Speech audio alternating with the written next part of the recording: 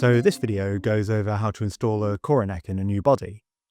I had a Kora which I've been playing for many years, but the calabash broke and I wanted to take the neck out of the original instrument and move it into a new body.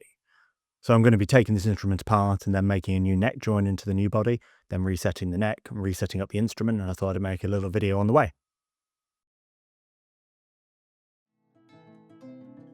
Koras are a West African instrument, generally with 21 strings as it is here as well.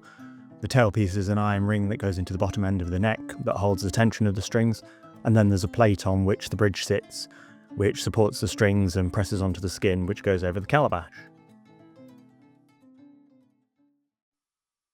One of the tricky things about fitting a Kora neck is there's many asymmetries in a Kora body, as it's from a naturally grown gourd, so the body's never perfectly round or symmetrical, and along with this, the handles might not be perfectly flat in the body. In practice, that means you have to use a combination of the measurements you can take and also looking at it from all different angles to try and make sure that when you're aligning the neck and the bridge, it feels like the true centre of what is an asymmetric instrument.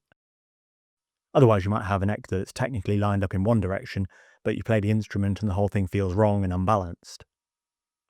It's on a slight angle as well to help with the sheer tension of the 21 strings, which makes it quite difficult as well.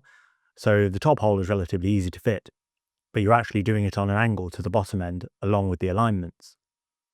On the bottom side, you're really fitting it from the inside of the instrument as the neck is pushed through from the top, and you don't want to turn the stick around or flip it over to try and test it from the bottom end, because then if there's any differences in the stick size and how the faces are orientated or any small differences, then it's not going to work when you put the neck back through the top hole.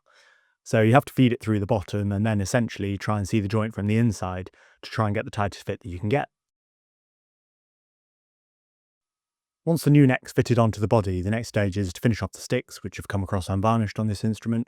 So I've taken them out, put a bit of varnish on them, so it's going to give them a bit more longevity and stability, and then they can go back in the instrument.